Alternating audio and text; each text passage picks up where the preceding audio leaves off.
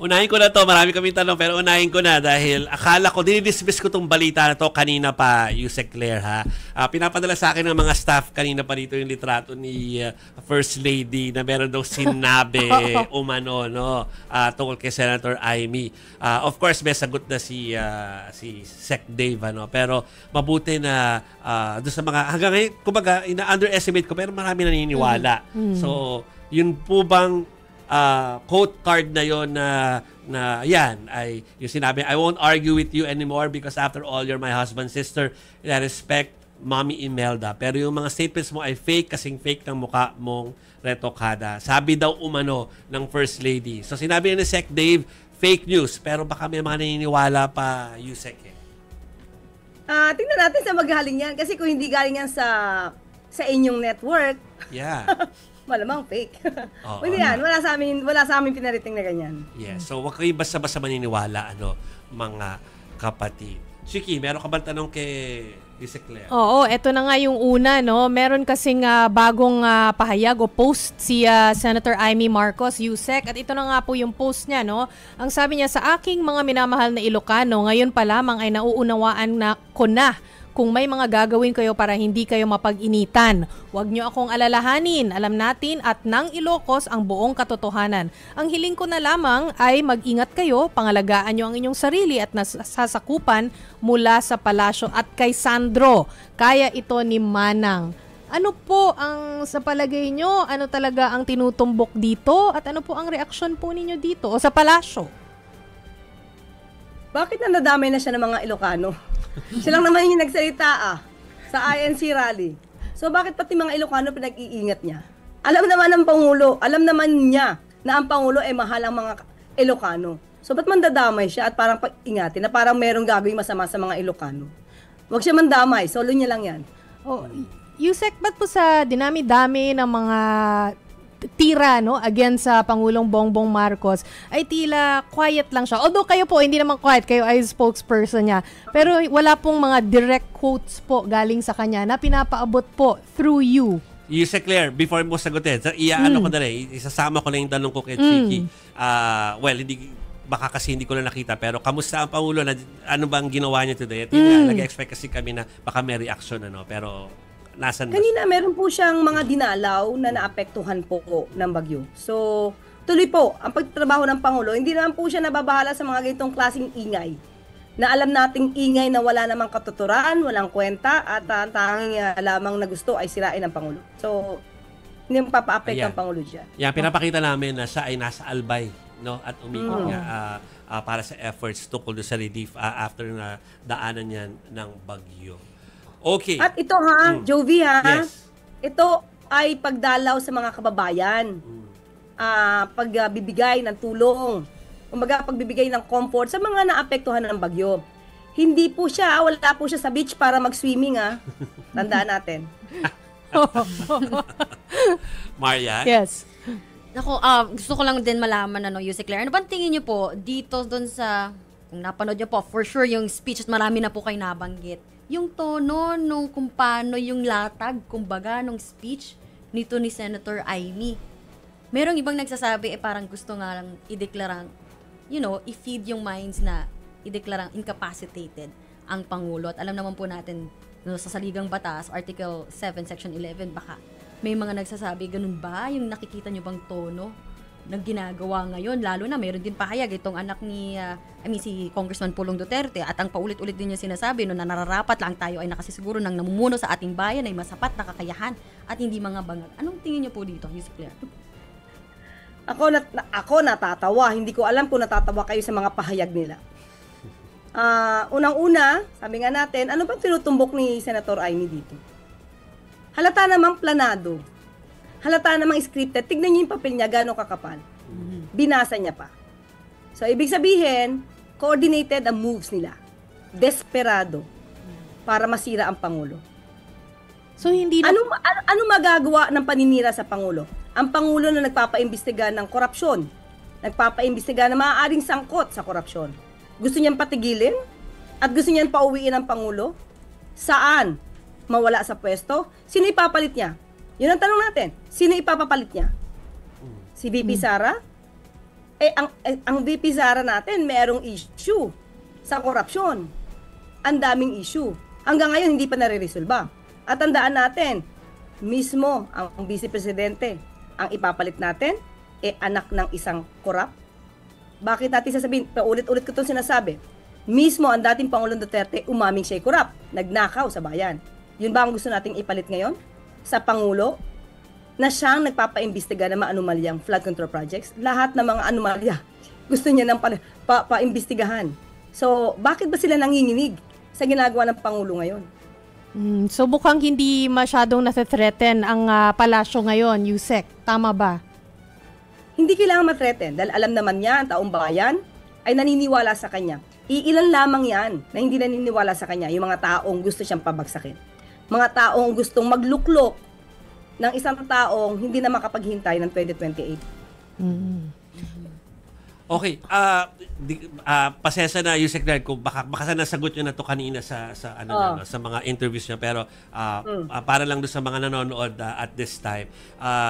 Pero kasing yung parang recorded message na yon, nakita nyo doon sa naalala ko tuloy bigla yung recorded message ng Vice Presidente, parang kahapon yata ito. At sinasabi na may crisis nga daw tayo rito, no. Crisis of leadership ba ang tamang phrase ko, staff, pero basta may crisis daw tayo. At yun yung kanyang pinupush na naratibo. Ano po ang reaksyon nyo doon sa Malacanang? Propaganda niya yan. Yan ang gusto niyang palitawin. Kasi nga, gusto niyang sirain ang Pangulo dahil gusto niyang pumalit. Unang-una, hindi pa nga niya nasasagot yung mga issue ng korupsyon laban sa kanya. So doon pa lang nag-uumpisa na yung krisis. Pero ngayon nagpapaimbestiga ang Pangulo. Ngayon pa ba magkakaroon ng krisis patungkol sa confidence and trust ng Pilipino? Sino ba ang papaimbestiga ng anomalya? Ang Pangulong Marcos Jr. Noong nakaraang taon, noong nakaraang administrasyon, hindi ba as early as 2020, inamin na ni dating Pangulong Duterte na may ghost projects, rampant, during his time. May pag-iimbestiga bang katulad nito? O di ba ang daming naging haya-hayang buhay? Yung mga pampered noon sa build, tumawid pa sa panahon ngayon ni Pangulong Marcos Jr. Kaya nga nililinis ni Pangulo yung kalat na ginawa nila. Kalat na dapat nang walisin talaga. So wag magpakalinis ang linis-linis kasi dating, hindi naman malinis. So magmalinis muna siya bago siya magsalita laban sa Pangulo. Mukhang nag-escalate po talaga tong gulo na to, no, dahil mandyan naman talaga yung gulo dati pa, pero nag-escalate nung talagang pinadala si dating Pangulong Rodrigo Duterte dun sa The Hague po. At syempre, pag pinag-uusapan yan, ay pag-uusapan din natin si Senator Bato de la Rosa. Siguro po ay nabalitaan nyo na po ito, hingan lang po namin kayo ng reaksyon. Nag-file kasi ng motion si Senator Bato de la Rosa para atasan po yung Korte Suprema ni Ombudsman Boying Remulla na ilabas na yung warrant of or kopya ng ICC warrant of arrest. Ano po ang inyong Dismiss kasi nireject. Okay. Oo. Okay, unahin ko muna yung sinasabi ni Chiki na nag-escalate ito dahil sa pagpapadala or pag-surrender kay dating Pangulong Duterte sa ICC. I don't think so na nag-escalate because of that. Even before, as early as 2024, January, the first Maisog Rally, yan na yung agenda nila. Mawala ang Pangulo sa pwesto. At habang sinasabi niya yan, nandiyan ang Vice Presidente at si Senator Amy Marcos at mukhang tuwan-tuwa habang nagtatalumpati ang dating Pangulong Duterte. Well, patungkol naman po sa pag-uutos ng Supreme Court para ibasura po yung binasura ang kanyang temporary restraining order. So malamang nakita ng Supreme Court na wala namang urgency para ito ay tugunan. At may ipinag-utos ng Supreme Court kay Ombudsman Boying Remulla na ilabas yung warrant of arrest. Tama pa? Tama ba ako, Chiki? Well, hindi tayo makakasagot dyan dahil si Ombudsman Boying Remulla lang ang inuutusan. Sa aming party po kasi ay hindi natin makukumpirma kung may warrant of arrest. Okay. Hindi ko lang kung masasagot ni Yusek Claire yung next na topic. Pero Yusek Claire, kayo na nagsimula kasi yung programa namin, mga katanungan from the viewers. Ito ang Kung hinihintay ko. bakit daw yung 3 days ay naging 2 days yung rally sa INC. Ano? Baka may info Malacanang. Siguro nagpapaalam naman sila kung tutuloy or hindi yung kanilang rallies. Ano po. Bakit nga ba na-cut short into 2 days? Yung plano sana ay 3 days na kanilang pagrarally tungkol sa transparency. And the announcement came parang hours lang after Senator Oo. Imy's speech. Hindi ko po alam sa pamunuan po ng INC. Siguro, sa akin lang pong palagay, siguro naman po ay naparating na miyembro ng INC kung ano po talaga yung gusto nila maparating sa administrasyon. Hindi po yung salaysay at kwento ni Senator Amy, kundi yung gusto nila na tigilan or wakasan itong katiwalian. So naniniwala po talaga tayo na kasi explicitly naman sinabi po ng INC, 'di ba, leaders na talagang hindi naman nila gusto talagang pabagsakin o patalsikin si Pangulong Bongbong Marcos. Hindi naman daw 'yun yung kanilang goal. Pero inalaw nila si Senator Amy Marcos na magsalita doon. Siguro out of their control na sa puntong 'yon. Pero ano po tayo talaga? Naniniwala po talaga tayo na yung INC po, ang stand po nila ay hindi talaga patatalsikin si Pangulong Bongbong Marcos. Siguro po, muli mas maganda pong matanong ang INC dyan. Pero sa sarili ko, ang basa ko, ayaw na rin po siguro madamay ng INC itong mga pinagsasabi ng mga ibang politiko na nakakasira mismo sa kanilang agenda. Yung iba po yatang tumayo dyan at nagsalita ay hindi align sa kagustuhan ng INC na ang issue lang po nila ay tapusin o wakasan ang katiwalian. Pero nangyayari po kasi yung ibang nagsasalita dyan, ang gusto nilang wakasan ay yung position po, yung power po ng Pangulo natin. So siguro ayaw po nilang madamay dito sa mga pinagsasabi ng ibang politiko, lalo-lalo na't wala namang kakwenta-kwenta yung pinagsasabi nila. To be fair, inulat din namin kagabi, Yusek Claire, na INC, ang pamunuan ng INC, talagang itinaboy yung mga nagrarally na ang hawak nila ay resign or or yung palit gobyerno na tinatawag nila. So, pero yun na, parang sa totoo lang din, nagulat din kami kagabi na transparency, tapos biglang ang naging issue ay tungkol dun sa pamilya at saka dun sa yung drug use before. Something na ni-raise naman ng media noon, before nung campaign pa. So, hindi naman ibig sabihin minamaliit namin yung issue na yun. Pero, parang hindi lang in tune with kung ano yung pakay doon sa rally kagabi. Tama ba? Parang gano'n, Kaya tingin ko isa to sa nagpa-trigger sa kanila dahil baka madamay pa mismo yung mga miyembro ng INC sa aking palagay. Hindi lang naman siguro lang nila mapatayan ng mic itong si Senator Amy dahil baka sabihin naman na napaka-rude naman na kung papatayan siya ng mic.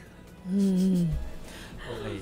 May follow pa kayo. Dapat ata hingan natin ng reaksyon dito si Yusek Claire Castro dahil merong mga usap-usapan po, Yusek, no, na, and I don't know kung meron kang narinig po patungkol dito, pero lalabas daw kagabi yung quote-unquote bagong presidente around midnight.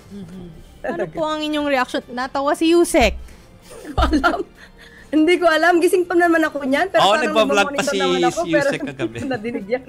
Wala kayong narinig na ganong info? Wala. Baka mga troll na naman yan na pumapabor doon sa gustong mamuno bago pa mag-2028. Hindi ko alam. Wala po tayong alam dyan. Okay. So, hindi ko naman pwedeng tapusin yung interview si Claire na hindi kayo tatanungin kung kamusta yung pamilya. Kasi pamilya yung nadamay doon sa mga pahayag kagabi. Hindi ko alam kung nakita niyo yung first family ngayon dahil pati mga anak ay kasama sa usapin. Kamusta sila at ano ba ang plano nila? Well, I'm sure nila sasagutin pero kamusta ba sila? Life has to go on. Kung meron man silang ganyang kamag-anak na nakain na ng politika, wala naman silang magagawa. Di naman nila pwedeng isoli itong taong to para hindi nila maging kamag-anak.